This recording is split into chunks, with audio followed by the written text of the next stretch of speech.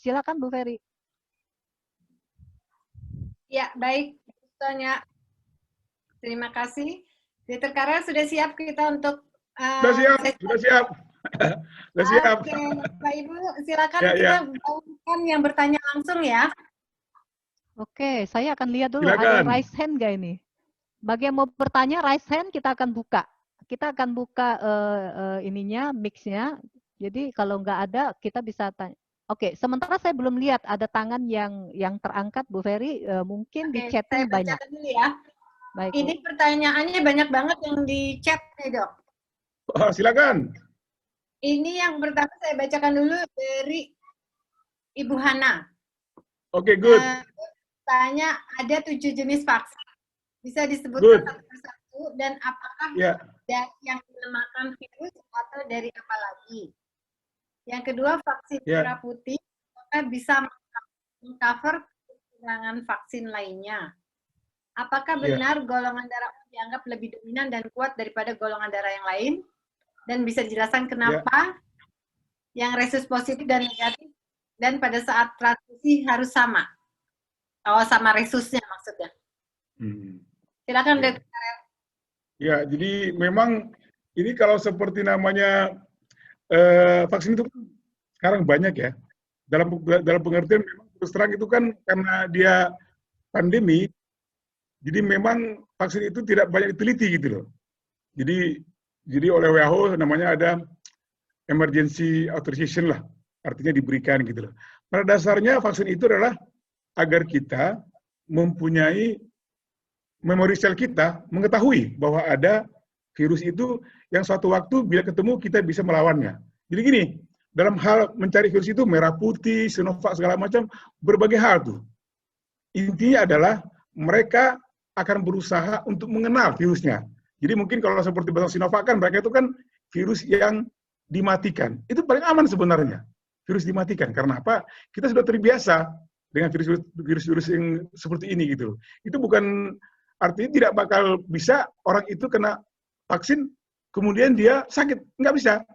Kecuali tadi, mungkin dia sudah punya comorbid segala macam lah yang membuat dia jadi sakit. Seperti kan ada laporan tuh setahu saya itu bangsa ada di Sleman, Yogyakarta.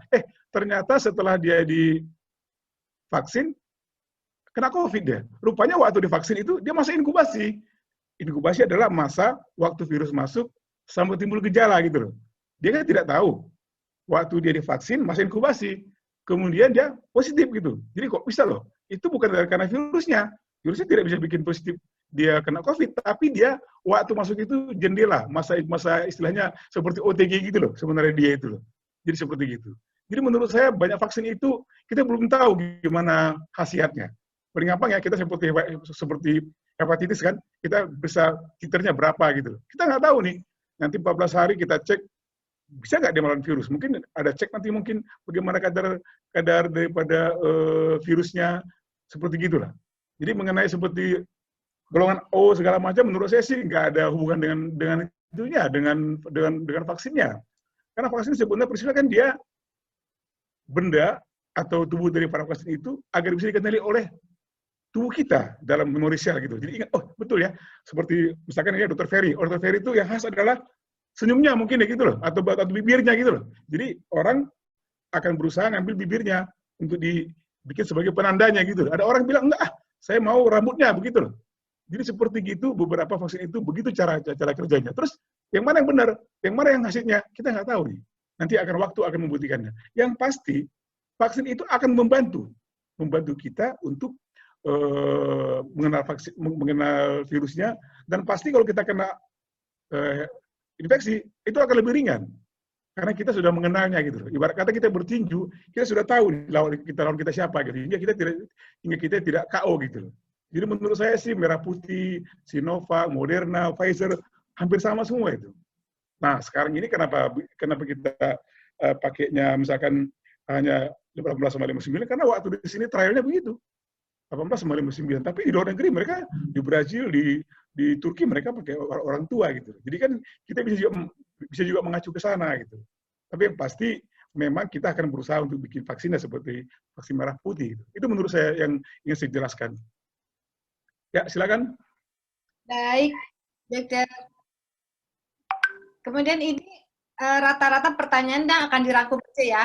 Bolehkah diberikan vaksin bila ada diabetes, darah tinggi, penyakit jantung, pasang lab? Dari beberapa pertanyaan nih dok, jadi kita satukan aja. Ya. Nah itu apakah boleh dilakukan pemberian vaksin? Ya, jadi begini, sebenarnya kalau vaksin bicara apa? Efektivitas gitu loh. Artinya bahwa kita harapkan kita bikin vaksin, bagus seleksinya gitu. Itu bagus seleksinya, kalau kita tanda petik sehat gitu loh. Sehat dalam tanda petik, gula terkontrol. Kalau jantung terkontrol, kalau kita di Perki itu 3 bulan. 3 bulan udah stabil, oke. Karena sebenarnya, kita orang-orang seperti gitu, gampang kena virus sebenarnya, karena mereka itu kan punya komorbid. Tetapi dari segi teorinya, kalau stabil nggak apa-apa sebenarnya. Kalau stabil gulanya bagus, stabil dia punya jantung bagus, itu nggak jadi masalah. Cuma sekarang pilihannya apa gitu?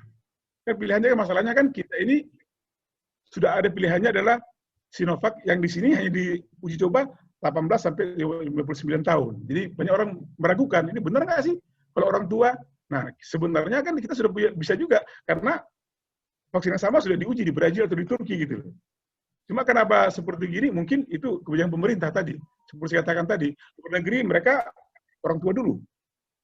Kalau kita enggak, kita mungkin produktif. Nah itu mungkin kebijakan pemerintah lah, yang kita harus, ya artinya itu sudah kebijakan mereka gitu loh, yang mengutamakan hal seperti itu, biar mungkin lebih produktif. Jadi intinya sebenarnya, kalau stabil bisa. Stabil bisa.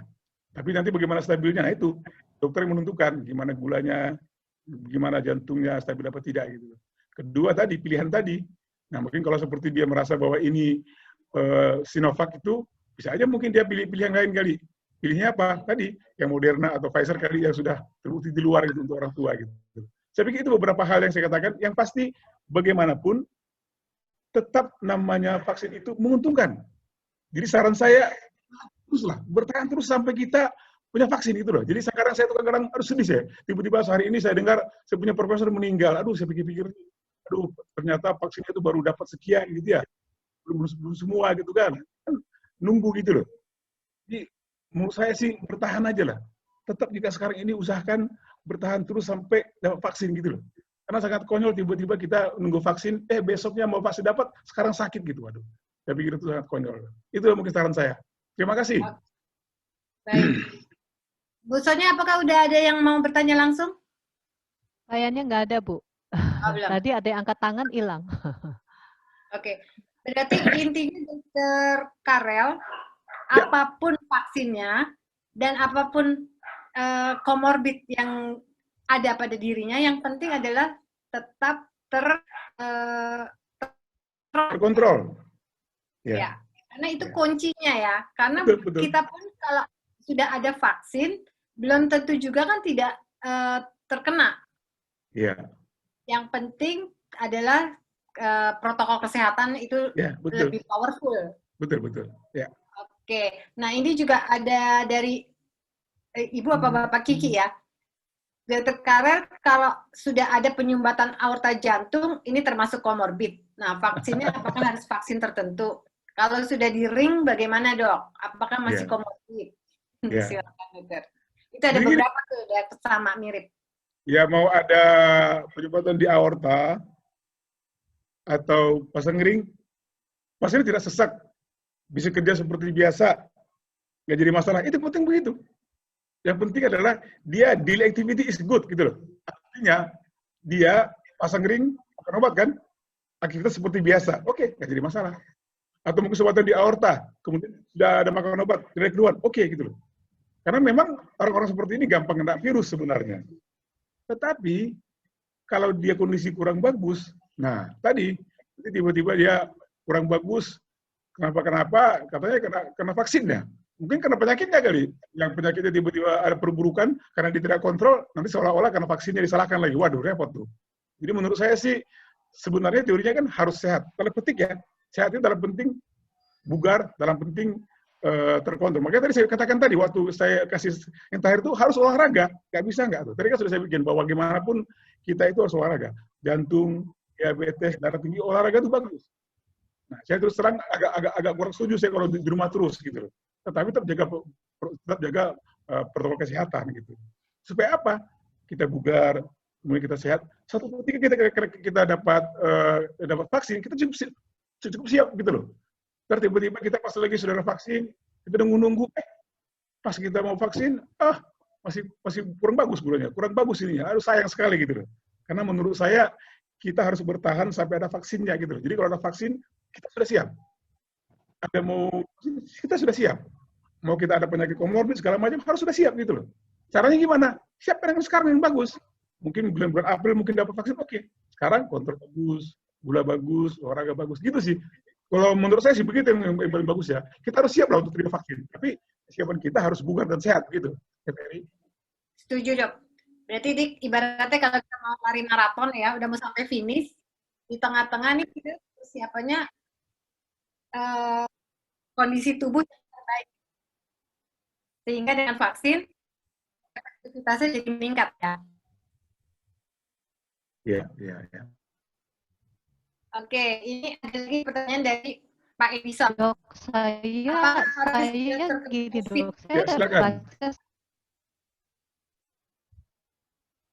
Orang yang sudah terkena COVID itu kebanyakan virus COVID-19.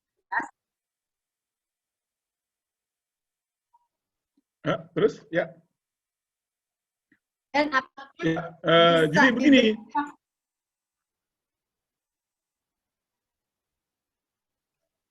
Pertanyaannya kalau nggak salah kan, apakah kalau seperti kena virus ini kebal, kedua apakah dia bisa divaksin? Masalah gitu teh, begitu pertanyaannya bukan? Ya. Ya. Soalnya ini agak kurang bagus nih karena mungkin ya gitu. Jadi gini, kalaupun misalkan ini kan belum tahu kita ini ya, belum tahu istilahnya efektivitasnya lah. Ya. Tadi kan kalau kita lihat dari sini kita kan sekitar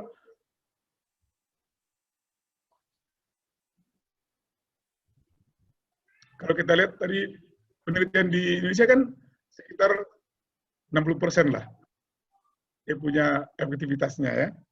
Nah, jadi gini, bagaimanapun imunisasi itu atau vaksin itu akan membantu.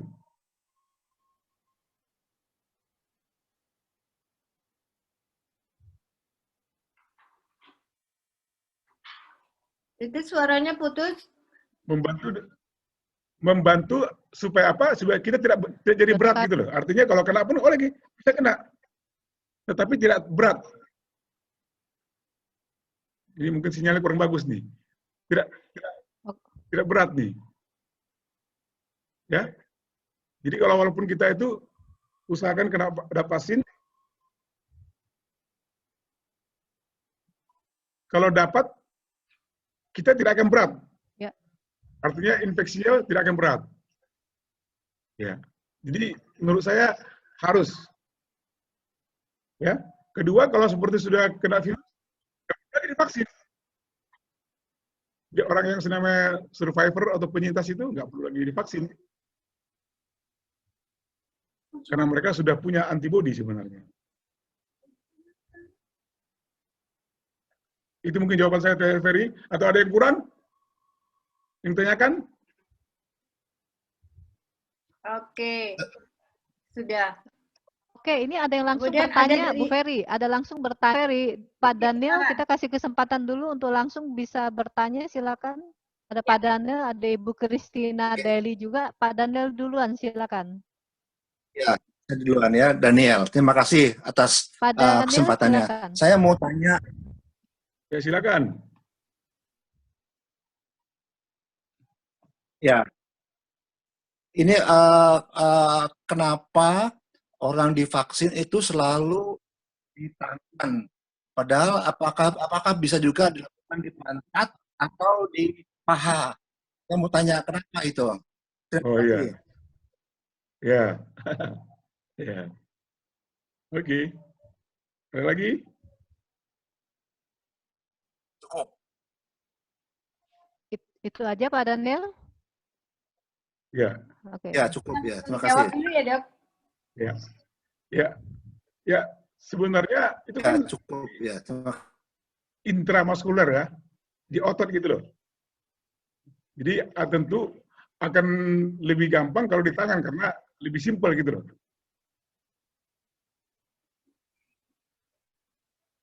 Kalau di pantat nanti kan juga repot nanti. Jadi itu sebenarnya sudah dipikirkan tuh, lebih praktis karena ini kan vaksinasi, jadi massal. Jadi yang penting sebenarnya apakah dia atau kulit atau intermuskular atau di otot. Baru nanti mereka pilih, terserah apakah di bokong atau di tangan. Nah,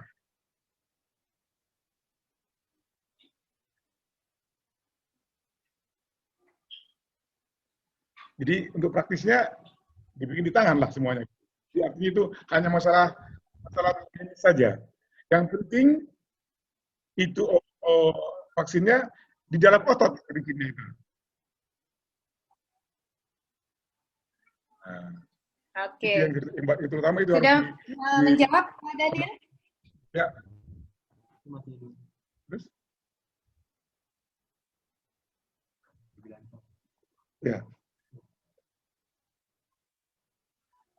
Baik, Ibu Sonya. Ada Ibu Christina Deli, silakan. Ada Pak Valen, saya buka aja semua. Jadi bagi yang mau tanya silakan langsung aja karena kita mengejar waktu.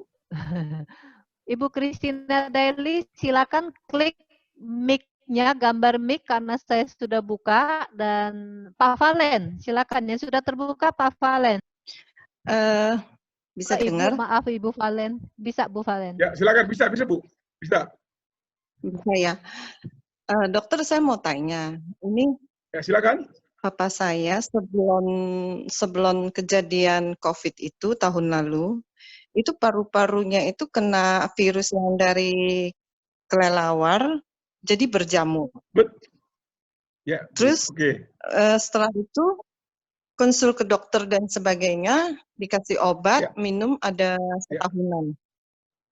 Memang umurnya udah 78 ya. Jadi pertanyaannya, apakah nanti pada saat stabil masih bisa vaksin apa enggak? Oke. Ya. Itu saja dokter. Ya, makasih. Terima kasih ya.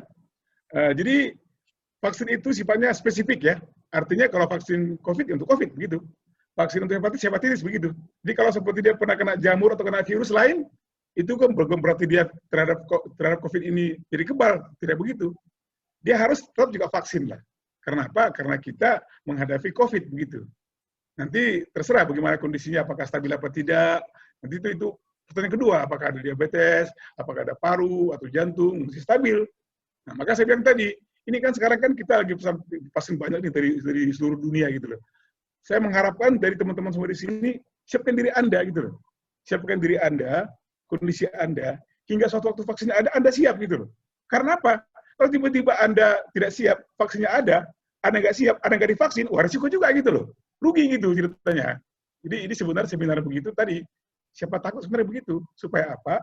Supaya kita itu siap sebenarnya. Walau kita sakit apa, kondisi bagaimana, usahakan siap.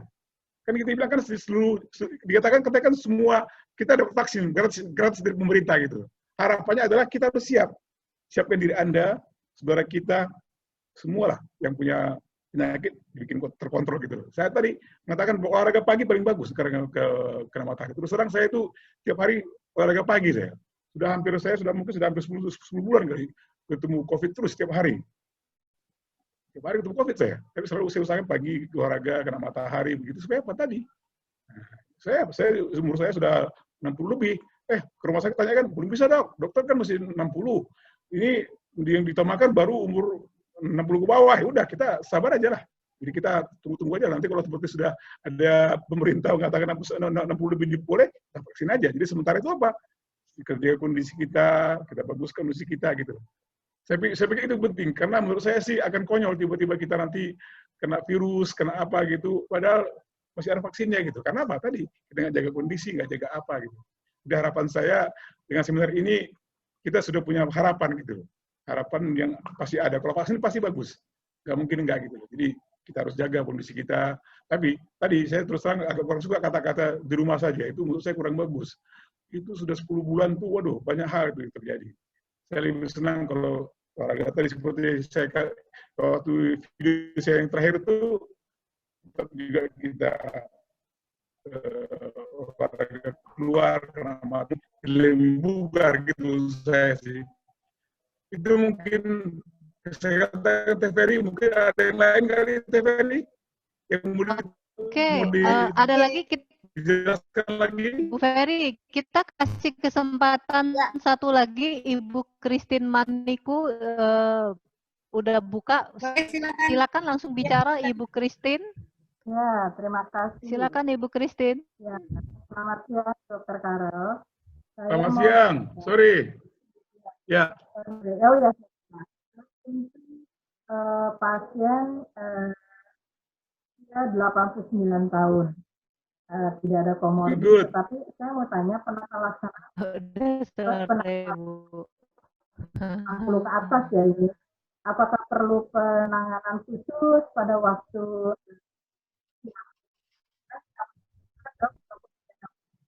keluarganya menanyakan begitu? Kurang jelas.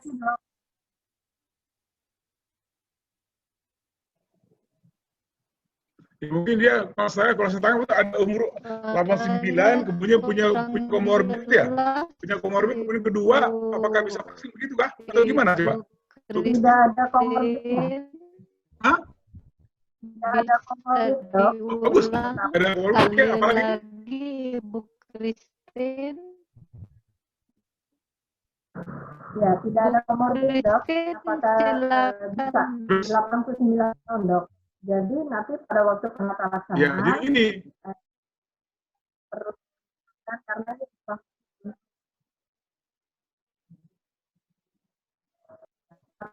ya, jadi ini dalam hal seperti gini memang tidak apa nanti pada waktu penata laksanaan. Jadi gini, dari segi medis apapun vaksin itu pasti berguna. Mau umur berapapun kita, mau umur 100 tahun juga pasti berguna lah. Karena apa? Karena kita sebenarnya membuat kita jadi lebih kebal gitu loh. Tapi kan nanti di lapangan bagaimana? Nanti kan pada di lapangan itu nanti ada obat mungkin vaksin yang tidak ada pada usia 9 tahun gitu loh. Tapi menurut saya sih bagaimanapun vaksin itu sangat bagus untuk meningkatkan kekebalan tubuh kita gitu. Jadi kalau seperti umur 89, tiba saatnya vaksin, kondisinya sehat, bagus, lakukan saja, pasti bagus. Ya, pasti bagus bagaimanapun, pasti bagus, pasti ada guna vaksin tersebut untuk menangkal virus ya. Jadi jangan takut. Menurut saya begitu, Teh Ferry. Oke. Berarti apapun kondisi, mau komorbid apa, tentu termasuk nih pada mantan kanker autoimun, kemudian autoimun. Kalau kondisinya bagus, tetap bisa, ya Dok? Ya. Diberikan vaksinasi. Ya. Pasti ada gunanya gitu loh. Jadi walaupun mungkin kita lebih ringan kalau kena, pasti bagus ya. Oke, terima kasih. Ya. Sama-sama, Bu. Oke, Bu Ferry, bisa pertanyaan lagi nih, Bu. Pertanyaan udah banyak banget. Ini masih ada 2 yang angkat tangan, tapi mungkin pertanyaan dulu, Bu. Silakan Bu Ferry bisa baca yang ada di pertanyaan nih, Bu Ferry. Yang di chat, Bu. Maksud saya yang di chat. Di chat, oke. Ini tadi yang ditanyakan mantan kanker autoimun. Oh, survivor. Dan juga kalau mengalami autoimun yang tidak bisa tes PCR. Bagaimana dengan vaksinasi? Jadi gini, pada prinsipnya vaksin pasti bagus gitu loh. Sekarang tergantung kondisi tubuh dan efektivitasnya sebenarnya. Efektivitas daripada vaksinnya. Artinya kalau kondisi kita kurang bagus, autoimun kurang terkontrol, jantung kurang terkontrol, tentu efektivitasnya kurang bagus. Kenapa? Tubuh kita tidak bisa melakukan reaksi atau membuat sel memori yang bagus untuk virus tersebut. Jadi tanda petik agak sia-sia gitu loh. Jadi menurut saya sih tadi supaya vaksin itu bagus, supaya reaksinya bagus, kita harus siap. Survivor oke. Survivor itu harus siap, harus bagus kondisinya gitu loh. Satu ketika ada vaksin, dia sudah siap gitu. Jadi menurut saya itu yang harus kita lakukan. Semua kita harus siap untuk itu. Jadi berpikirlah bagaimana cara kita untuk menjaga kondisi kita biar bagus, supaya vaksinnya ada, kita siap gitu loh. Karena seperti saya katakan tadi, akan konyol juga tiba-tiba vaksin ada, kita lagi sakit lagi nggak bisa vaksin. Waduh, nanti kita kena virus lagi, repot urusannya gitu. Ya? Oke. Saya pikir itu mungkin dari saya. Baik, berarti intinya sekarang kita adalah mempersiapkan kondisi tubuh yang seoptimal mungkin. Siapapun bisa mendapatkan vaksin. Ya. Masuk dalam batasan umur juga sebenarnya nggak ada ya? Ya, betul. Oke. Ya. Jadi Bapak Ibu nggak usah takut dengan segala yang sedang beredar di luaran, katanya vaksin ini hanya untuk umur 59 ke bawah. Nanti sebenarnya prinsipnya bisa untuk semua umur. Betul. Oke, Dokter. Ada lagi nggak soalnya yang mau menanya langsung? Ada? Oke, tadi saya udah buka Pak Sudirman. Silakan Pak Sudirman. Baik. Pak Sudirman. Selamat sore Dok. Apa suara saya didengar? Jelas sekali Pak Sudirman, jelas sekali. Iya, terima kasih Dokter waktunya. Ada 2 pertanyaan saya Dok. Pertama, menyangkut tentang autoimun yang Dokter sempat jelaskan tadi. Yang saya sedikit tahu, autoimun itu kan terjadi reaksi balik karena tidak mengenal antigen yang masuk gitu. Nah, saya ingin tanyakan adalah bagaimana mempersiapkan tubuh supaya tetap bugar dalam memaksimalkan pasien-pasien yang penyintas autoimun terhadap nanti untuk meminimalisasi terjadinya sakit buruk di saat terpapar COVID begitu Dok. Itu yang pertama. Yang kedua, bagaimana pendapat dokter tentang beberapa pendapat ahli, salah satunya dari Prof. Nidom mengatakan ada fenomena ADE terkait dengan vaksinasi yang sedang berlangsung ini. Demikian Dok, terima kasih. Ya, terima kasih. Mengenai vaksin pada orang autoimun, ada beberapa. Seperti SLE ya, mereka akan melihat bagaimana CD4-nya. CD4 itu kalau bisa di atas 200, jangan di bawah 200. Artinya bahwa selnya itu, tubuhnya itu siap untuk membuat suatu respons yang bagus. Karena dia sudah ada CD4 tinggi gitu loh. Nah, sebenarnya prinsipnya, karena memang autoimun ini kan jarang dilakukan untuk istilahnya dalam vaksin kan itu nggak pernah dilakukan untuk mereka secara percobaan gitu. Tetapi pada prinsipnya, kalau kondisi sehat, akan bagus untuk divaksin. Karena di autoimun ada beberapa kriteria. Tadi seperti CD4 berapa, misalnya kalau begitu helpernya berapa gitu. Artinya bahwa kondisi tubuhnya cukup bagus hingga vaksin punya reaksi yang bagus. Mengenai tadi kedua ADE itu, kan sudah kita lakukan vaksinasi di Bandung dan tidak ada reaksi tersebut yang terjadi. Itu kan yang ada hanya dulu saya itu waktu vaksin demam berdarah. Ya, makanya sekarang kan nggak ada vaksin demam berdarah karena waktu demam berdarah itu ternyata ada ADE-nya. Nah sekarang ini kita lihat nih vaksin yang dilakukan di Bandung nggak ada yang ADE-nya, cuma pegal-pegal aja. Artinya bahwa vaksin tersebut aman lah. Baik Dok, terima kasih. Kalau seperti Dok. itu kan hanya bersifat teori ADE-nya gitu. Saya pikir itu Pak Sudirman jawaban saya. Baik Dok, terima kasih. Ya silakan. Sama-sama Pak Sudirman. Hati-hati jalan. Oke, terima kasih Pak. Ya Dok, sambil jalan. Bu Ferry, Bu Ferry, pertanyaan yang di chat itu masih ada banyak yang belum terjawab, Bu. Bisa dibacakan? Banyak yang mirip, yang umumnya menanyakan seperti tadi yang Karin katakan, komorbid yang diderita itu salah satunya hipertensi, pemasangan ring, apakah boleh divaksin atau tidak. Intinya menurut dokter Karel adalah yang penting stabil, itu mereka boleh ya mendapatkan vaksin ya. Betul sekali, betul. Oke, jadi kita utamakan dulu adalah membuat komorbid ini stabil dan terkontrol. Ya, betul sekali. Ada, mereka bisa diberikan vaksinasi. Ya, betul sekali. Pertanyaannya seputar itu.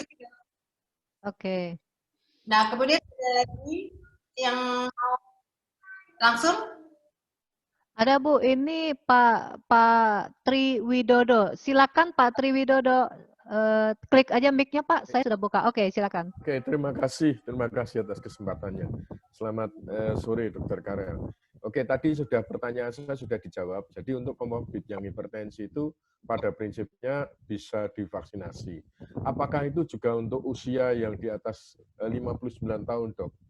Dan kondisi normal seperti apa itu? Apakah selama seminggu atau selama 2 minggu itu bahwa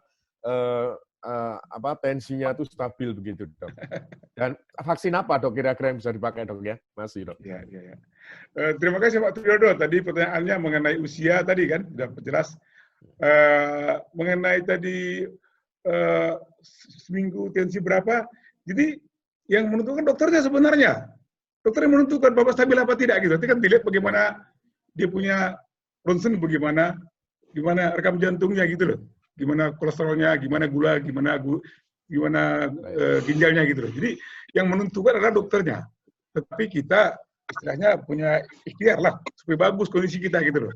Jadi artinya Bapak harus siap dengan kondisi bagus-bagus. Perkara vaksin menurut saya sih pasti dapat. Berapapun usianya pasti dapat. Cuma memang kan jadi biasa dalam virus itu ada perdebatan. Ini kan percobaannya kan pada usia 60. Tapi di luar negeri bisa kok. Luar negeri bisa di bawah di atas 60 juga ada gitu loh. Cuma karena kita memang itu kan kebijakan pemerintah, kita nggak tahu lah dia karena memilih ke sana gitu loh. Maka saya bilang tadi, seluruh dunia itu beda. Kita itu hanya kita yang agak beda. Luar negeri itu saya lihat kalau kita luar negeri itu di Itali umur 90 tahun divaksin gitu loh. Itu terjadi. Nah, kita kenapa begitu ya tadi karena kita melakukan vaksinasi pada usia sekian gitu loh. Jadi menurut saya Pak Widodo yang penting kita siap lah. Siap itu untuk tervaksin, kalau punya penyakit kontrol ke dokternya, pastikan bagus gulanya, bagus segala macam gitu loh. Jadi biar bisa efektif. Vaksinnya apa saja, begitu sih. Apa saja? Nah, itu kan sebenarnya sama aja lah. Itu apa yang tersedia menurut saya sih kalau BPOM sudah memberikan izin berarti sudah benar gitu loh. Itu kan bukan tiba-tiba masuk. Pasti BPOM yang kasih izinnya gitu loh. Mereka sudah juga punya pengkajian lah. Artinya kalau sudah dikasih vaksin sudah masuk berarti sudah benar, sudah bagus itu menurut kita sih. Pasti pemerintah sudah yang terbaik lah gitu. Kita nggak perlu lagi ragu-ragu kecuali kita beli di tempat lain mungkin yang nggak jelas gitu kan. Tapi kalau sudah ada bagus. Menurut saya begitu. Terima kasih, Dok. Terima kasih, Dok. Sama-sama Pak Widodo, hati-hati ya. Terima kasih, Dok. Sorry. Ada lagi? Oke, Pak Saiful Said, silakan Pak Saiful. Terima kasih Bu Sonia, Ibu Ferry. Selamat sore Dokter Karel. Selamat sore Pak Saiful. Ya, saya ada 5 pertanyaan ini jika berkenan Dokter Karel. Silakan. Pertama, kalau bisa dibagi-bagi nih Pak Saiful, diborong 5. Pertama, COVID itu menyebar melalui udara atau tidak? Ya, Oke, good, pintar. Udara. Kedua, jika tidak, kalau kita lagi jalan pagi-pagi subuh, tidak ada orang, boleh tidak kita buka masker kita? Sehingga bagus sekali pertanyaannya, bagus sekali. Ya. Ketiga ini di luar COVID ya, saya ada jantung Dok ya. Iya. Ada berapa maksimal ring yang boleh dipasang dalam tubuh manusia? Wah, ya. Ring gitu ya. Wah, terus. Keempat, jika ring tersumbat, apakah bisa dibuka kembali ring tanpa pembedahan? Ya, oke, good. Kelima ini yang terakhir Dok ya. Saya ini ada pembuluh darah yang agak tersumbat. Diberikan obat argininin 2x1, trisedon untuk nyerinya, dan vitamin D3K2. Iya. Menurut dokter gimana obat ini ya? Iya. Oke, itu aja dulu Dok. Terima kasih Dok. Terima kasih. Jadi memang terus terang, saya juga kalau seperti Pak Saiful, saya kalau di sekitar rumah saya, kalau saya jalan kaki, saya tidak pernah pakai masker saya. Gini, sebenarnya prinsipnya apa sih? Kita itu memakai masker kan agar tidak kontak dengan orang lain, betul nggak? Kali, kalau di luar itu, kalau kita misalkan walaupun subuh ya, sebenarnya virusnya itu kan tadi, virus itu akan tinggal, akan hidup di host gitu, di inang gitu loh, di sel hidup. Nggak mungkin hidup di pohon-pohon, nggak mungkin itu. Ya, jadi menurut saya aman-aman aja kalau masker. Yang penting apa? Waktu ketemu orang, jangan ngobrol, jangan istilahnya kalau apa hadapan-hadapan mukanya gitu loh. Ya, saya pikir itu boleh. Kemudian mengenai ring itu berapa itu? Ya, kalau ada teorinya 3, 4 terserah lah. Biasanya sih kalau di atas 3 kebutuhannya kita akan ajukan operasi bypass. Kalau ring sudah dipasang sih. Sekarang saya udah 5, Dok. 5 iya, bisa. Mau ditambah 2 lagi. Ya, itu nanti kesepakatan dengan dokternya lah. Kan dokter yang tahu bagaimana kondisi jantungnya, gitu. Jadi nanti bisa diskusi sama dokternya lah. Nanti tanya sama dia apakah harus bagus operasi apa tidak atau bagaimana gitu. Kemudian tadi kalau sudah pasang ring, sih sudah nggak bisa ditarik lagi ringnya, udah di situ aja. Hidup, nggak bakal bisa ditarik lagi keluar tuh ringnya. Ya. Jadi kalau tersumbat dibedah.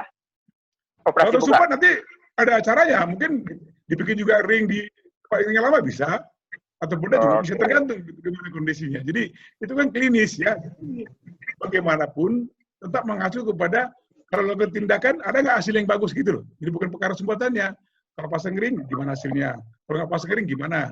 Kalau makan obatnya gimana gitu. Jadi selalu gitu patokannya. Selalu patokan adalah hasilnya bagaimana. Setelah nanti kan ada pemeriksaan, misalkan scanning perfusion jantungnya gimana, kondisi otot jantungnya begitu.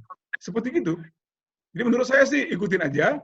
Kalau orang pagi-pagi, kalau nggak ada orang boleh buka masker, nggak jadi masalah. Kemudian yang penting tadi, kalau bisa sih pas olahraganya ada matahari supaya bisa dapat vitamin D-nya gitu. Kalau mengharap tadi vitamin D, tirjeron segala macam itu kan vitamin jantung oke-oke aja, nggak jadi masalah. Ya, jadi gini, jantung itu sangat menurut saya ya, jantung itu sudah ada pakemnya gitu loh, sudah ada rumus-rumusnya dia. Jadi kalau ini begini, kalau begini gitu. Jadi biasanya sih bagus biasanya kalau orang jantung itu. Kalau makan obat bagus biasanya karena sudah ada rumusnya dia, sudah ada pakemnya dia. Kalau kasih tirjeron, kasih apa sudah ada gitu. Ya, itu Pak Saiful. Semoga terus sehat ya, Pak Saiful. Terima kasih Dok, terima kasih banyak ya. Thank you Dok. Ya. Sudah terjawab ya Pak Saiful? Terjawab Bu Ferry, makasih Bu Ferry. Oke, Bu Sonia ada lagi yang langsung bertanya? Sementara belum ada Bu Ferry, silakan yang di pertanyaan Bu. Ini dari yang di chat. Apakah pasien COVID-19 yang mempunyai komorbid bisa disembuhkan dengan plasma konvalesen? Lalu apakah ada daftar ex-pasien COVID-19 yang memenuhi syarat sebagai pendonor plasma? Ya. Sorry, kalau seperti pendonor, sebenarnya gini, prinsipnya itu kalau dia makin berat kondisi pasiennya, misalkan ya, di ICU, pasien ventilator, dia punya plasma konvalesennya akan lebih bagus. Karena berarti kan dia antibodinya banyak begitu. Jadi memang secara teori, setiap namanya plasma konvalesen itu berbeda-beda itunya, berbeda-beda kualitasnya. Makanya kadang-kadang ada beberapa yang bagus hasilnya, ada yang kurang bagus. Kenapa? Tergantung donornya. Teorinya sih, kalau yang bagus itu adalah umurnya di bawah 60 gitu. Kedua, dia itu kondisinya berat. Misalkan paling gampang ya, di ICU, kemudian kondisinya berat, dan dia sembuh, nah itu. Berarti antibodinya adalah cukup kuat gitu loh. Cuma kan kita kan kalau seperti itu kan kita nggak tahu nih dapat yang mana gitu. Jadi ibarat kata ada yang bagus, ada yang kurang bagus. Makanya mungkin juga beberapa hasil plasma konvalesen itu jadi kurang bagus hasilnya. Ada lagi Tefari, yang pertama apa? Pertanyaan yang pertama. Iya tadi, apakah boleh jadi donor? Kalau pemeriksaan serum antibodi itu bisa nggak setiap orang kita tes? Sebenarnya kita perlu vaksin atau tidak? Sampai sekarang ini kita belum punya tuh. Kalau kita kan seperti kalau kita kan hepatitis B kan tahu kita kan, oh anti HBS-nya tinggi nih, oh nggak usah booster aja gitu. Sekarang ini kan belum. kita masih fokus kepada vaksinnya. Belum lagi fokus kepada bagaimana nanti penilaiannya. Saat ini belum. Nanti mungkin bisa akan datang mungkin seperti model itu, seperti kita vaksin hepatitis B, kita dicek, kalau misalkan di titernya kurang, oh boleh booster, oh udah bagus nih, seperti gitu. Tapi sekarang ini belum. Setahu saya itu, walaupun Moderna segala macam, mereka belum punya itu. Mereka lebih fokus kepada pandeminya, bagaimana namanya herd immunity, namanya kekebalan komunitas itu dicapai. Jadi mereka lebih pentingkan sekarang bagaimana kuantitasnya, jumlahnya gitu loh. Nanti pun kalau sudah berikutnya, nanti ketahuan nih, oh perlu booster apa tidak? Nah, baru diperiksa mungkin ada titernya, boleh seperti model kita vaksin hepatitis B. Oke. Bu Sonia ada lagi nggak? Kalau belum, ada lagi pertanyaan dari Ibu Dr. Megawati. Apa benar seseorang yang sudah vaksin 2 kali pada tahap awal, jika mau naik pesawat bebas tes swab? Jika mau naik pesawat kereta api, apa benar? Dr. Karel.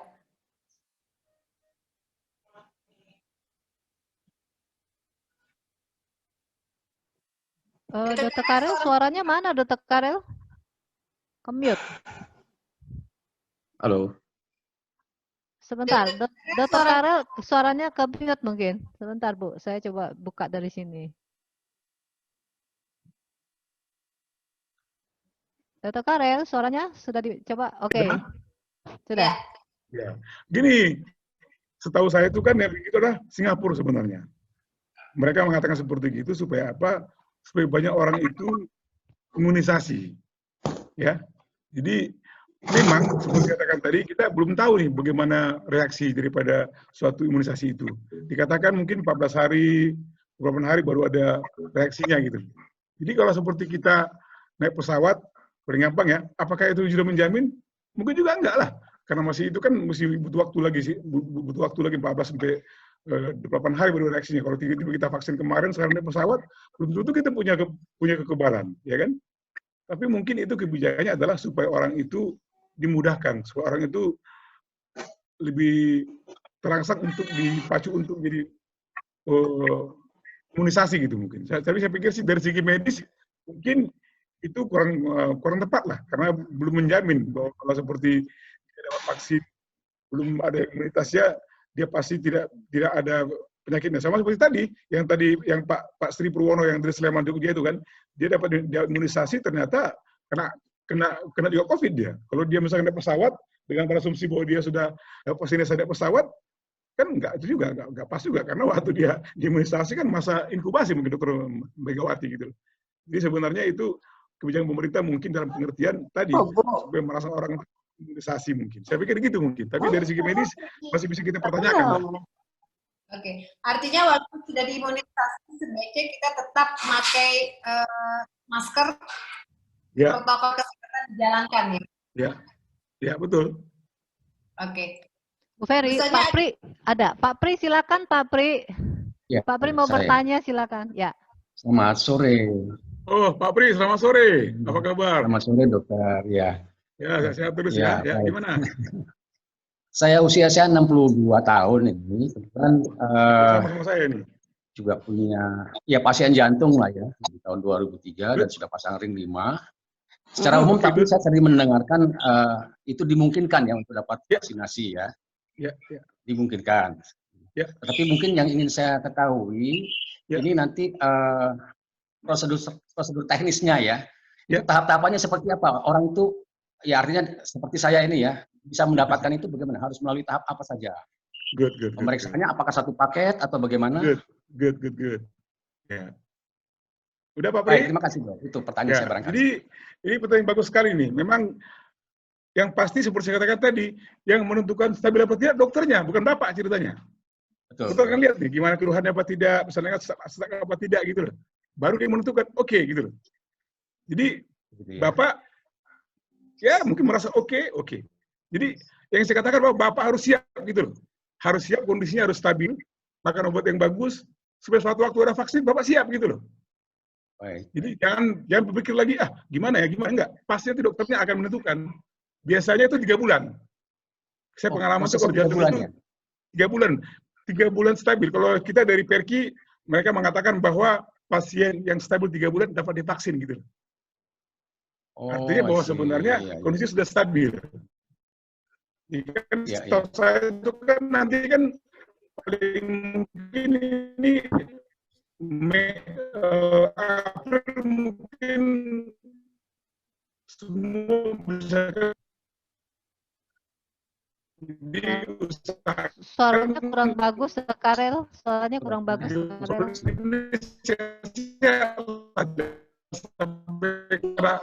Jangan kena feel. Terputus-putus, Dokter Karel. Jadi pada prinsipnya sebenarnya itu yang menentukan vaksin tidak pada pasien, dokternya yang menentukan, bukan pasiennya, tapi dokternya yang menentukan. Ya. Dokter Pak Pri menentukan bahwa Mbak Pri ini kondisinya bagus, bisa vaksin begitu. Dok, suaranya putus-putus. Nah, sekarang harus teratur, kemudian berbuat teratur supaya bagus. Bisa menjawab nggak, Pak? Udah jelas? Belum? Ya, sekarang jelas, Dokter Karel. Jelas.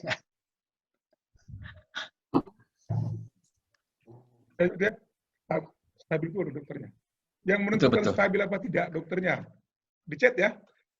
Yang tidak, yang menentukan stabil apa tidak dokter yang merawatnya.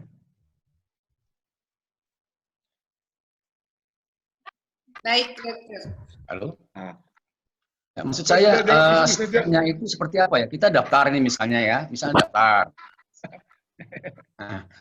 Daftar, lalu tahap berikutnya apa?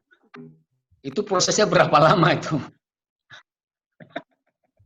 Saya terus terang kalau teknis saya nggak berapa tahu saya bagaimana teknisnya. Tapi yang saya tahu dari segi medis, pokoknya Pak Pri harus siap gitu loh.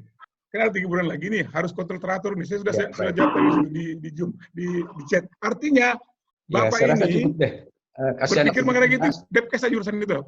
Urusan mereka itu. Urusan Pak Pri adalah bagaimana Pak Pri stabil kondisinya gitu loh. Sampai ketika ada vaksinnya sudah siap gitu aja. Dan tiba-tiba kalau sudah Pak Pri itu kurang stabil, nanti pas ada vaksinnya Pak Pri nggak siap gitu. Nanti mengenai teknisnya nanti kita nggak tahu tuh bagaimana. Apakah mungkin nanti melalui Pak RT atau Pak apa, kita nggak tahu juga lah bagaimana teknisnya. Ya, tapi Pak Pri harus sudah siap untuk itu. Caranya tadi Bapak Sengering 5 makan obat-obatan aja, biar stabil begitu lah.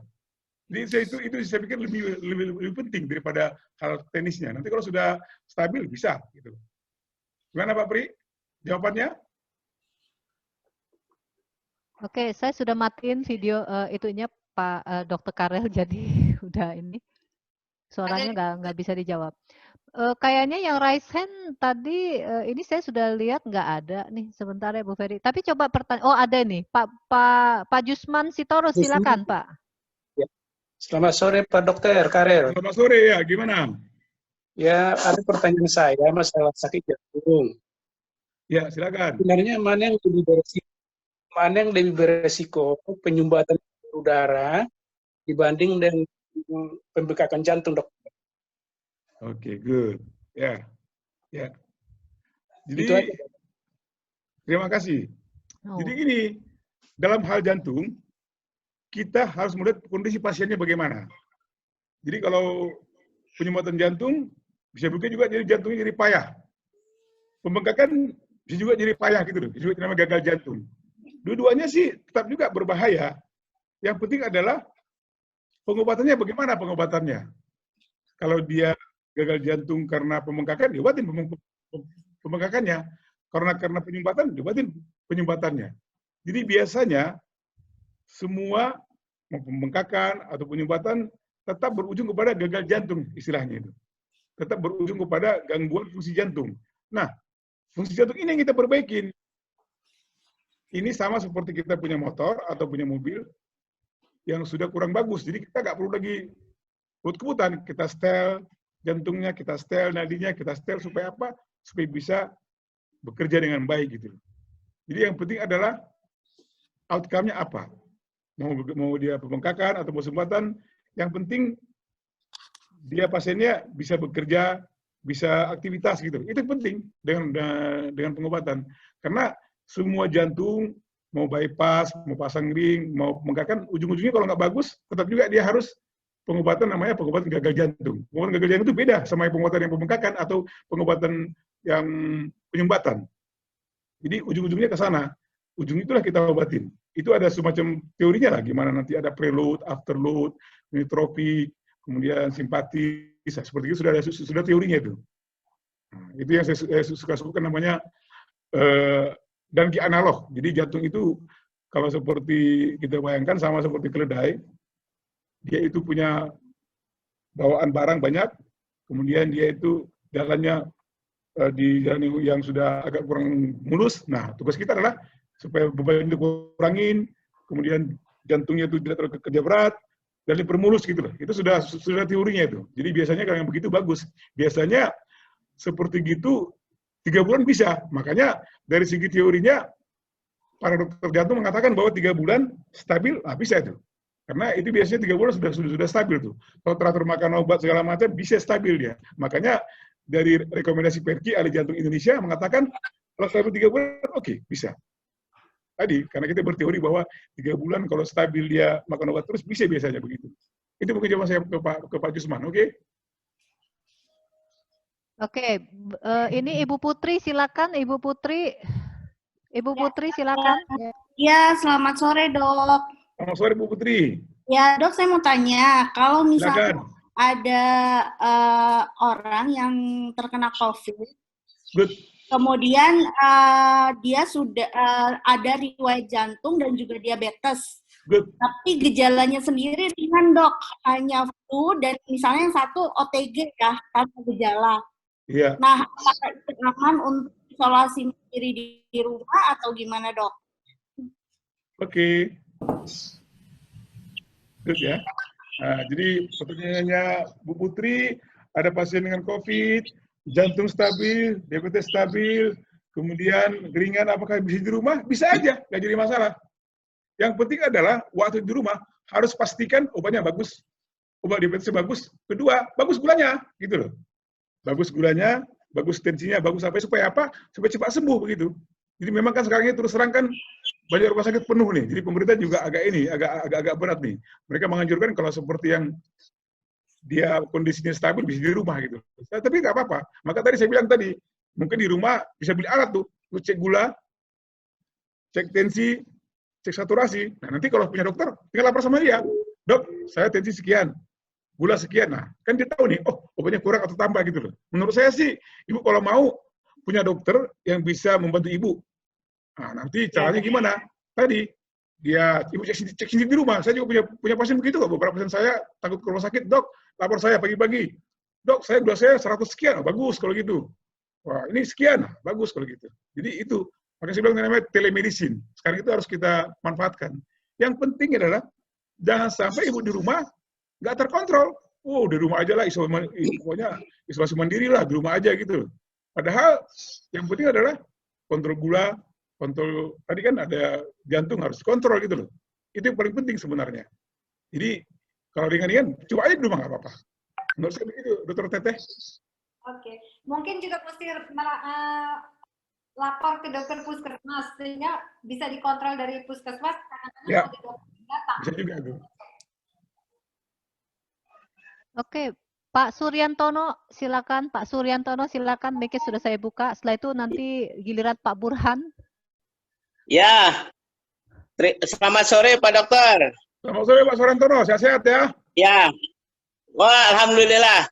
Good. Ini seru nih, Pak Dokter. Saya punya pengalaman dan sampai hari ini, jadi gini. Terus yang 4 orang itu sudah 3 kali swab terakhir karena kenanya itu dari tanggal 2 Januari. Nah, yang 4, yang 1 sampai hari ini masih positif di atas, di bawah negatif.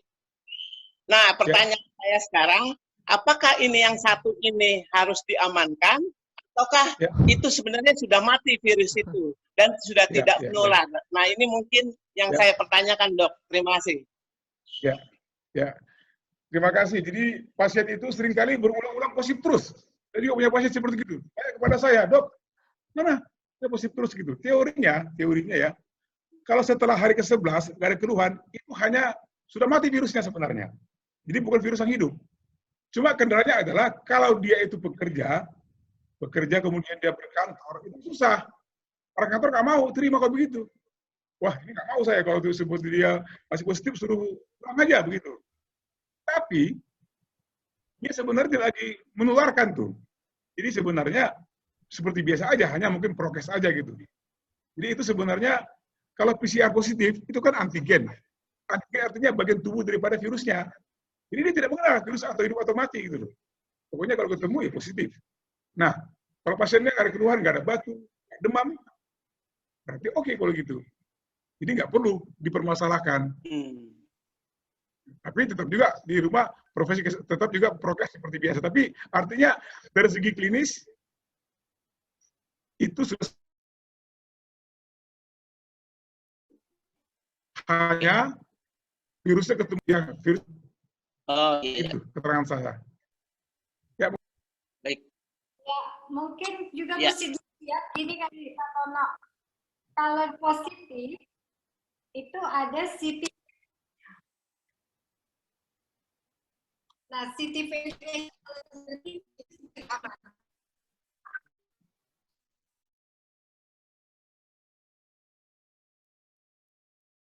Bisa. Labnya. CT-nya 34,8. Ya, batas-batas lah. Jadi gini, menurut saya sih itu hanya virus matinya aja itu. Jadi nggak usah dipermasalahkan lagi itu. Oh iya. Tetapi kalau, sudah 4 kali swab, Dok. Sudah 4 kali swab. Iya, betul. Ya, jadi saya juga punya pengalaman seperti itu tuh. Nah, selalu kalau tadi dari kerja baru jadi masalah. Karena ini udah sebulan di rumah terus, Dok. Gitu. Udah sebulan di rumah terus, Dok. Nggak perlu lah. Nggak perlu pakai swab lagi. Nggak usah swab lagi. Oh, gitu. Menurut saya sih nggak usah di swab lagi, nggak usah.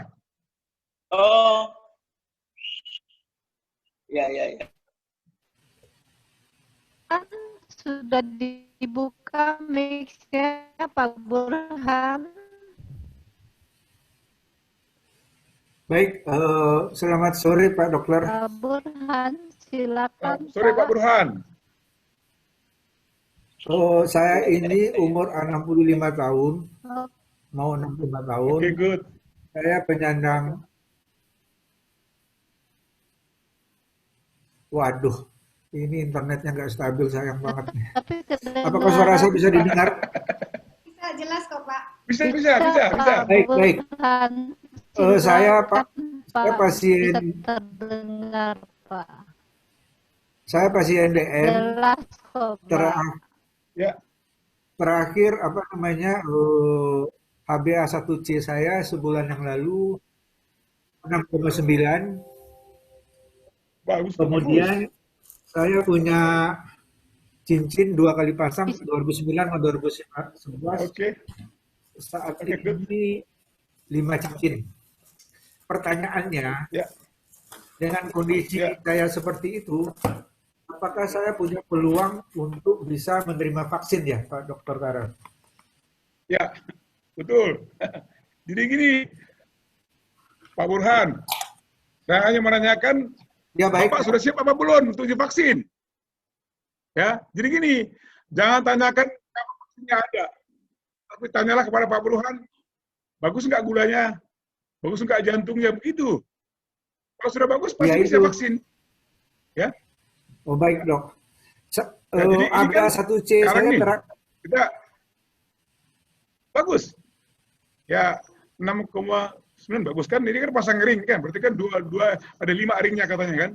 Nanti tergantung dokter jantungnya gimana kondisinya, stabil apa tidak. Jadi menurut saya lapor ke dokter jantungnya. Nah, biar stabil kondisi jantungnya. Nanti kalau sudah vaksin, bisa ikut vaksin. Jadi, Bapak Purwan harus siapkan dirinya. Siapkan dirinya, bagus gulanya, bagus jantungnya. Suatu ketika ada vaksin, nah siap gitu. Oke Pak Burhan, semangat ya. Baik dok. Baik, saya secara rutin kontrol dokter jantung. Bagus. Ya, oke. Baik dok. Oke. Terima kasih. Semoga sehat terus ya sampai dapat vaksin. Oke. Mandi? Ya, silakan siapa lagi yang mau bertanya langsung? Oke, Ibu Yonita.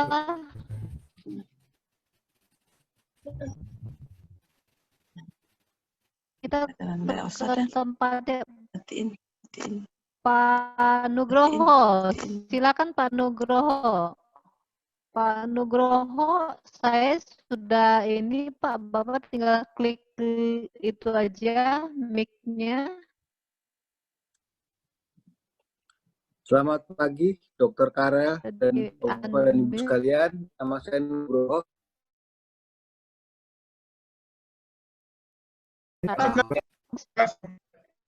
Ya. Bisa saya teruskan? Jelas suaranya, Pak? Jelas, Pak. Silakan, teruskan, Pak. Ya. Oke. Mungkin saya sama dengan Bapak-Bapak sekalian tadi yang sebelumnya sudah nanya bahwa saya penderita jantung, tapi saya bukan cuma miring lagi, saya sudah di bypass kemarin pada bulan Juli. Itu usia saya 54 tahun, banyak pembawa rentan Pak ya terhadap COVID gitu kan. Nah, apakah saya bisa mendapatkan sekarang ini kan prioritas tenaga medis dan mungkin setelah itu seperti disampaikan Pak Dokter tadi mungkin orang lansia ya. Nah, sebagai komorbid yang terutama jantung ini karena kita rentan terhadap COVID, apakah kita nanti bisa memperoleh prioritas Pak untuk vaksin dan katanya Sinovac, apakah benar seperti itu dokter? Terima kasih. Ya. Terima kasih Pak Nugroho ya, umur bypass umur 54 tahun.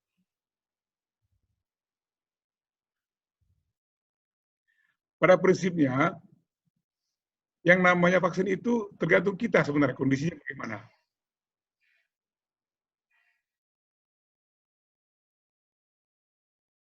Ya. Kalau Bapak bilang tadi sudah bypass, yang penting kontrol ke dokter jantungnya.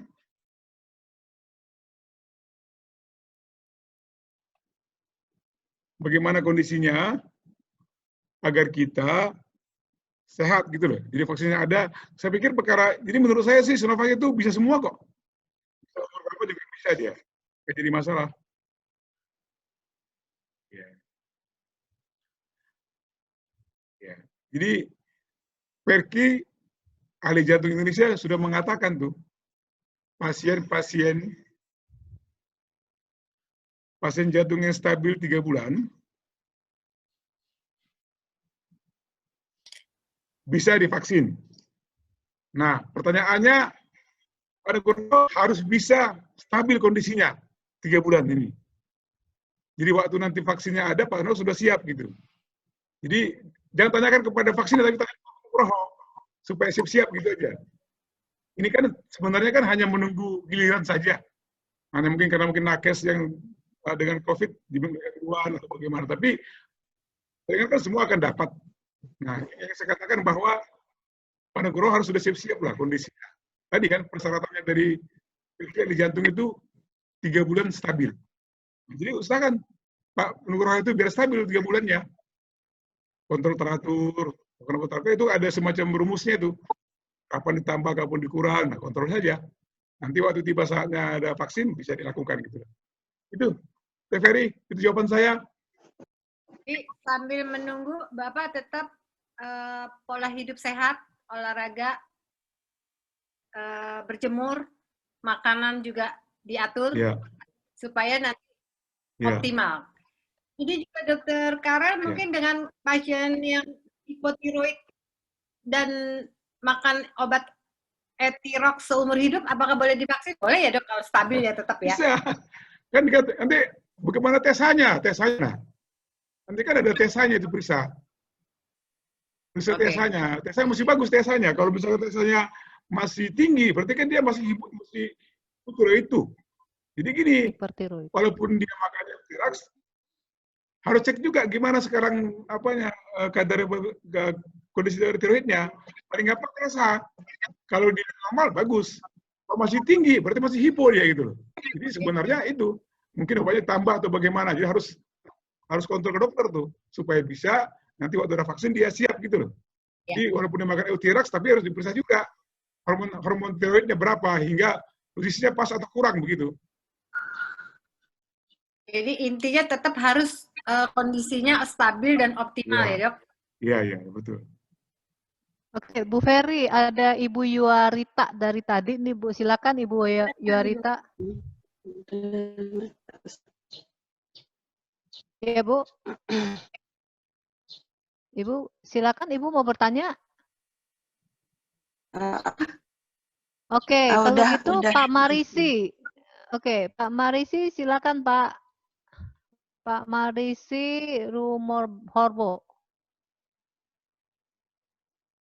Pak Marisi silakan Pak. Ini saya sudah bukain, tinggal klik itunya Pak, mic-nya.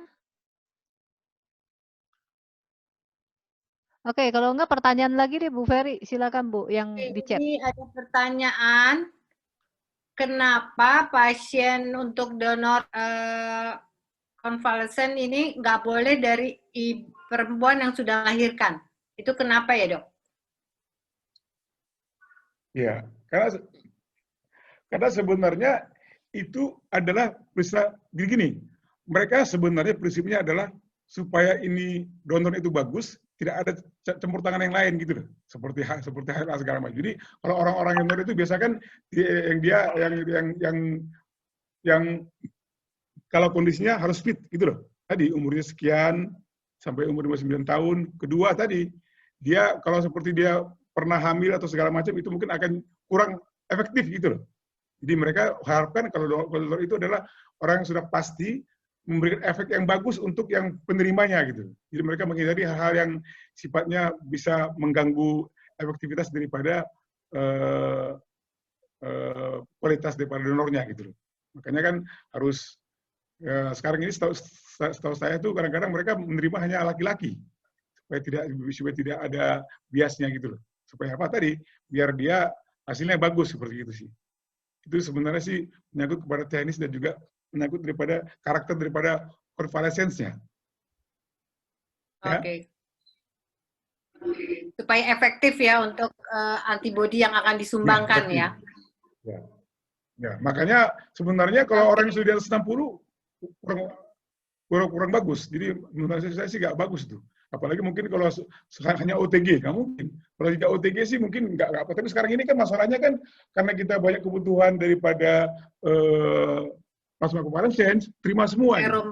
Tapi sih dari segi teori sebenarnya kalau bisa sih sebenarnya umurnya masih muda, dia berat kondisinya, jadi cukup kuat gitu. Makanya kadang-kadang kita lihat tuh ada yang bagus hasilnya, ada yang kurang bagus, mungkin dari itu tergantung daripada mutu itunya, mutu daripada plasma konvalesensnya gitu loh.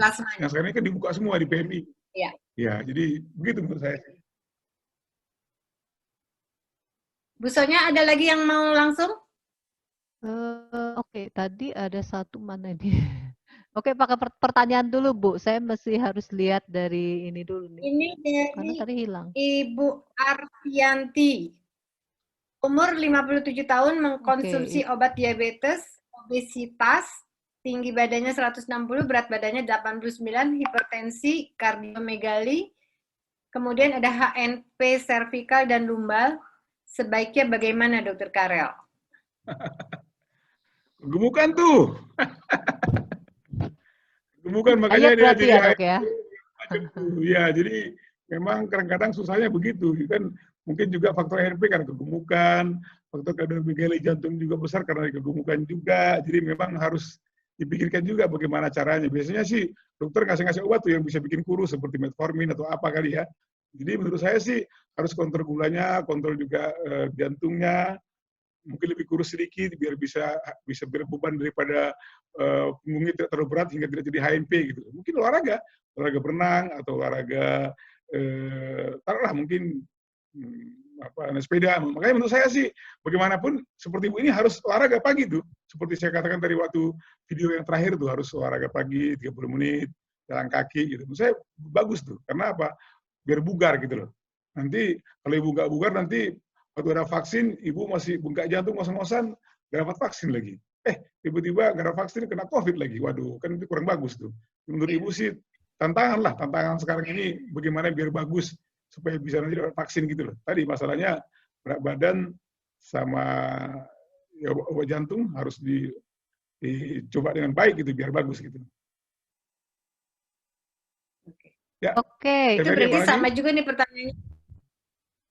Ada lagi, Bu? Oke, Bu.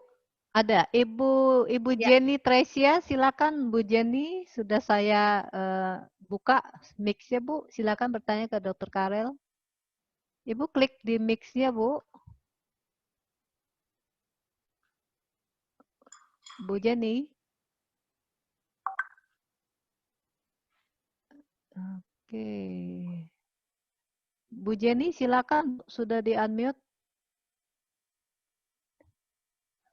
Oke, ini nggak bisa nih kayaknya. Nah udah, silakan Bu Jenny Tresia. Ya silakan. Oke. Selamat sore. Ibu Jenny silakan Bu. Gimana Pak? Pertanyaannya apa Bu? Pertanyaannya apa? Ayo. Kita sampai jam berapa gini? Terserah. Saya bisa aja. Terserah. Saya pokoknya siapkan waktu aja lah. Sampai terserah aja bagaimana. 30 ya Bu.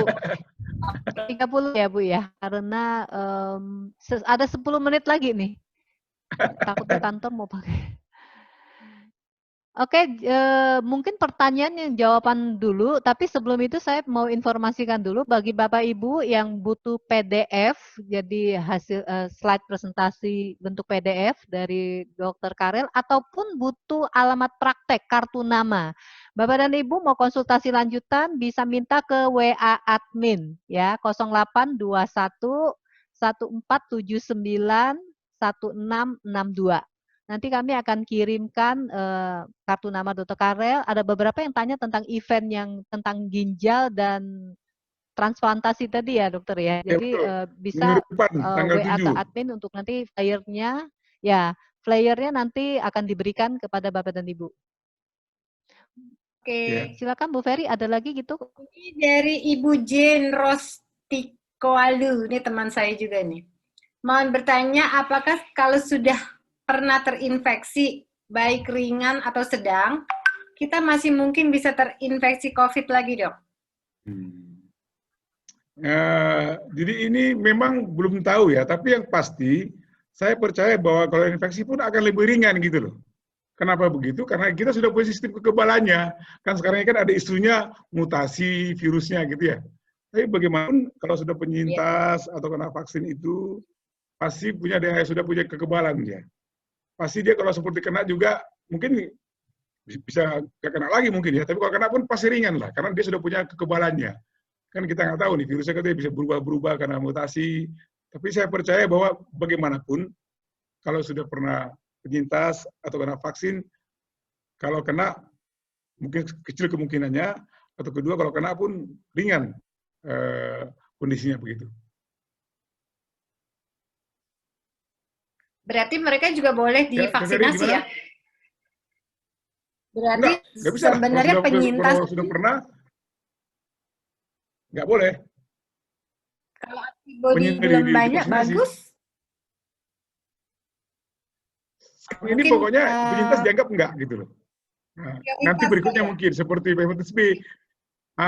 Kalau seperti hepatitis B kan bisa titernya kalau misalkan di bawah 10 mikro harus booster gitu kan. Kalau sekarang ini dianggap bahwa kalau seperti dia sudah pernah kontak, sudah penyintas dan kemudian dianggap sudah dia bukan lagi imunisasi, karena kita mengharapkan kan herd immunity. Jadi semua bisa kena gitu. Jadi mungkin diutamakan orang lain lah yang mungkin belum punya kekebalan untuk COVID-nya begitu. Iya, karena prioritas ya.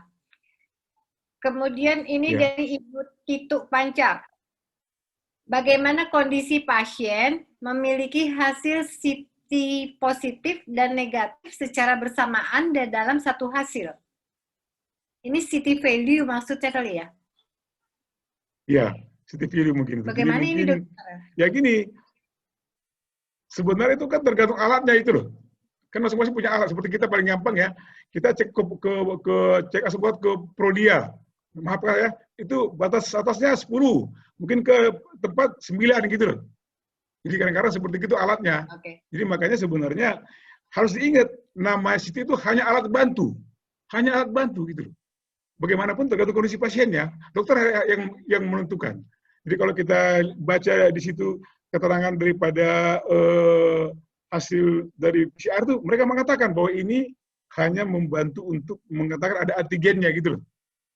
Artinya yang menentukan sakitnya, obatnya apa, dokternya begitu. Jadi jangan tiba-tiba ada CT value langsung itu kita sebagai vonis, sebagai itu yang menjadi patokannya. Kenapa? Tadi gimana klinisnya, mungkin ada foto atau bagaimana kondisinya gitu loh. Nah, itu tetap alat bantu, jadi bukan sebagai yang utama. Begitu mungkin sebagai penjelasan Teh Ferry. Tapi mungkin yang agak membingungkan ini secara bersamaan di dalam satu hasil. Kalau Dokter Karel tadi maksud kan mungkin di dua tempat yang berbeda masih mungkin gitu loh. Alatnya perlu itu divalidasi alatnya gitu, mungkin divalidasi alatnya kali kan, mungkin kan bisa aja itu kan mungkin udah lama tidak divalidasi kan bisa aja. Itu kan masalah teknis itu masalahnya. Iya, tiba-tiba kan ini kan, saya pernah gitu tiba-tiba tuh ketika terus rendah semua gitu kan. Rendah semua rupanya alatnya sudah ini. Tiba-tiba semua jadi demam berdarah pasiennya. Rupanya karena kurang divalidasi gitu loh. Bisa aja tuh ketika satu masa itu semua rendah, satu masa semua tinggi gitu. Kita harus cek juga. Kadang-kadang kita lakukan keluar, kita bandingkan keluar gimana, betul apa tidak di labnya kan begitu. Sebagai itu dia juga sih sebagai jalan keluarnya untuk menentukan apakah betul apa tidak dia itu hasilnya benar apa tidak gitu loh. Oke. Ini rata-rata sih nanyanya tentang boleh tidak divaksin, Dok. Mungkin tadi udah terjawab sih ya sama Dokter Karel, udah dijelaskan. Yang penting kan apapun komorbid harus dalam kondisi stabil. Harus kondisi optimal bisa menerima vaksin yang akan diberikan ya. Oke, ini ada lagi dari Bu Ani, hipertensi dan usianya 65 tahun, apakah bisa divaksin? Terus suplemen dan vitamin apa yang diperlukan untuk meningkatkan imun tubuh? Jadi itu ada kalau dia darah tinggi gitu paling bagus jalan kaki udah. Jalan kaki paling bagus tuh. Ada vitamin D gratis. Tensi itu kan bisa turun karena jalan kaki bisa turun ya. Sampai katanya 10 mg bisa turun tuh. Jadi artinya menurut saya sih sangat bagus untuk beliau ini untuk jalan kaki. Tapi tetap juga tadi harus juga prokes gitu. Artinya jangan sampai bergerombol gitu loh. Inilah jalan kaki yang tidak banyak orangnya gitu. Menurut saya sih bagus sekali. Tetap juga makan obat. Ya. Jadi dalam hal seperti gini, kan kalau seperti kata protokolnya kan 140 kata maksimalnya. Kalau dia 140 nggak bisa divaksin gitu loh. Itu sebenarnya menunjukkan bahwa Anda harus kondisi fit gitu loh. Kondisi fit artinya kalau seperti masih 150 berarti belum kondisi fit, dia harus kontrol ke dokter lah untuk diberi kasih obat yang bagus gitu supaya dia bagus kondisinya hingga nanti kalau ada vaksin bisa gitu. Jadi kalau untuk suplemen boleh, menurut saya sih paling bagus sih matahari lah. Kalau mau sih bisa aja ini minyak ikan, bisa minyak ikan. Saya suka saya suruh minyak ikan tuh. Karena dia ada vitamin ADEK-nya gitu. Jadi menurut saya bagus. Besok barangkali hari Selasa barangkali juga bisa jadi bahan pertimbangan untuk ikut eventnya Moritz Community tentang resveratrol kali Dokter Karel. Jadi ini dari alam, buah-buahan, kulit, antioksidan. Ya. Bisa WA ke admin. Oke, ini ada mungkin satu lagi kali pertanyaannya, Bu. Ini udah jam 16.27 dari Ibu Retna. Ada kerabat yang memiliki jantung lemah sebelumnya sudah terkena COVID di bulan September dan sudah sehat. Namun di bulan Januari ini ternyata positif COVID lagi. Bagaimana untuk menjaga kesehatan tersebut supaya tubuhnya bisa kuat untuk menangkal virus-virus? Silakan Dokter Karel. ini namanya ada long COVID namanya, long COVID. Jadi memang seperti katakan tadi bahwa long COVID itu antara 3 sampai 12 bulan gitu loh. Jadi walaupun dia sudah sembuh, tetap juga harus butuh kontrol. Artinya bahwa karena tadi ibarat kata virusnya sudah merusak daripada pintu-pintunya itu harus dikontrol lah. Jadi mungkin pada beberapa pasien-pasien yang saya tangani, ya mereka juga walaupun sudah lepas COVID, tetap juga kontrol. Kondisinya ada yang kurang bagus, tapi yang bagus, tetap juga diberikan obat lah. Kita monitor nanti mungkin dengan pemeriksaan ronsen atau rekam jantung gitu. Yang artinya bahwa ini penyakit baru, walaupun sudah sembuh, harus tetap kontrol. Supaya apa? Supaya tetap segar. Karena penelitian yang sebelumnya di Cina, waktu SARS itu, mereka setelah 3-12 bulan ada yang masih ada gangguan jantung, gangguan paru gitu loh. Karena tadi, rupanya begitu kuat rupanya COVID itu merusak jantung, merusak paru-parunya hingga masih berbekas terus. Nggak butuh waktu gitu. Menurut saya sih paling bagus kontrolnya ke dokter, cek lagi bagaimana jantungnya, apakah ada hal lain tadi. Saya katakan tadi, sekarang ini saya menemukan ada 4-5 orang pasien tuh yang setelah kena COVID diabetes dia. Satu ketika ada masuk 700 miligram, padahal waktu dirawat enggak gitu. Jadi ini kan saya baru tahu nih, oh ini sebenarnya ada juga yang beberapa sub ceritanya yang kena mengakibatkan diabetes gitu loh. Artinya ini kan penyakit baru, kita nggak tahu. Dulu saya pikir-pikir sih kalau sudah bagus gula, udah pasti nggak kena gitu loh. Ternyata kena juga gitu. Itu namanya long COVID. Artinya dampak panjang COVID itu kita belum tahu. Saya terus terang ini lagi mengawasi itu yang long COVID pada diabetes. Orang dengan tidak diabetes waktu pulang, atau tua ya, ternyata diabetes dia. Itu karena pengaruh daripada COVID-nya. Nah, kita nggak tahu nih, lemasnya kenapa, apakah kena gula atau kenapa, yang pasti menurut saya harus kontrol ke dokter lah, biar tahu bagaimana kondisinya. Itu deh. Oke. Kemudian, karena ada satu lagi ini yang agak beda, mau tanyanya dari Pak Jo, Tampu Bolon, apakah tentang genose, apakah benar alat ini sudah bisa menggantikan fungsi tes antigen? Kalau keluar memang bisa, apakah nantinya genose ini juga hasilnya bisa dipakai untuk dokumen penerbangan? Ya, itu kan kebijakan pemerintah ya. Jadi bagaimanapun namanya pemeriksaan ada namanya sensitivitas sama spesifitas gitu loh. Artinya bahwa kalau dia itu sensitivitas kan menentukan berapa yang positif gitu kan. Jadi tetap ada juga kelemahannya. Sama seperti PCR, sama seperti vaksin. Tidak ada 100%, nggak ada. Nggak ada. Jadi bagaimanapun pemeriksaan itu, genus, mau PCR sekalipun, nggak ada 100% gitu. Tetap juga dipakai apa? Sebagai alat bantu.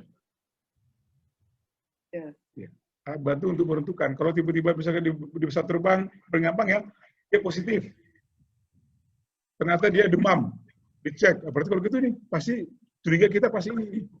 Kalau tiba-tiba dia segar-segar saja, ya toh, kemudian nggak pernah kontak erat dengan orang lain, dia positif, juga perlu dipertanyakan juga ceritanya gitu loh. Jadi menurut saya sih, itu mestinya secara medis bisa diuji sebenarnya. Tapi itu kan sebenarnya screening tujuannya. Supaya apa tadi, kita kan tracing treatment, jadi supaya itunya sebenarnya agar ada orang pasien itu, supaya kalau ketemu langsung di-treat gitu loh, di-tracing. Kan itu sebenarnya tujuannya untuk apa? Untuk membatasi COVID-nya lah. Kalau ada yang positif juga langsung di treatment gitu loh, seperti gitu sih. Jadi mungkin banyak kan ke arah screening tuh. Kalau klinis saya pikir sih mungkin perlu dipertanyakan lah kalau tiba-tiba kita indikasinya masuk rumah sakit karena genus, saya pikir sih enggak lah, mesti ada yang lain mungkin. Oke, baik. Karena mungkin ini karena waktu aja ya, karena ya silakan. Kita kembalikan ke Bu Sonya. Terima kasih Dr. Karel atas presentasinya dan penjelasannya untuk kita semua. Mudah-mudahan ini berguna bagi kita semua. Dan saya kembalikan ke Bu Sonya. Oke, terima kasih Bu Ferry. Terima kasih, sangat luar biasa penjelasan yang begitu detail. Dr. Karel sudah sharing Jadi bukan hanya pengetahuan, tetapi pengalaman Dr. Karel dalam menangani pasien-pasien yang berkaitan dengan komorbid dan COVID, ya. Dan saya behalf Moritz Community mengucapkan terima kasih yang sebesar-besarnya atas kesetiaan Dr. Karel untuk berbagi dengan kami. Dr. Karel memiliki visi dan misi yang sama dengan kami, hati yang sama, mau berbagi kepada kami, kepada Bapak dan Ibu dan semua orang di luar sana. Kita berharap the next lagi Dr. Karel akan bicara lagi dengan yang lebih heboh, Dok. Ya. Oke, lalu silakan. Oke, ya. Terima kasih juga kepada PT Genesis Global yang sudah memfasilitasi acara ini dengan room yang lebih besar, Zoom. Jadi tadi peserta kurang lebih 480 orang, ya. Ini adalah satu rekod yang bagus juga, dan kita berharap the next-nya kita akan mencapai di angka 500 karena memang ruangan disediakan untuk 500 orang. Dan kami juga ingin mengucapkan terima kasih sebesar-besarnya kepada Bapak dan Ibu yang juga bersama-sama dengan kami untuk share kebaikan. Kami percaya sekecil apapun yang Bapak dan Ibu lakukan hanya dengan jari dan jempol, tapi itu adalah kebaikan karena ilmu yang kita bagikan ini bukan ilmu yang ecek-ecek, tapi ilmu dari seorang profesional. Jadi yang betul-betul bisa bermanfaat untuk semua orang. Jadi terima kasih karena sudah mau berbaik hati bersama dengan kami untuk membantu teman-teman Bapak dan Ibu. Nah, event hari ini kami mohon maaf mungkin ada banyak kekurangan suara karena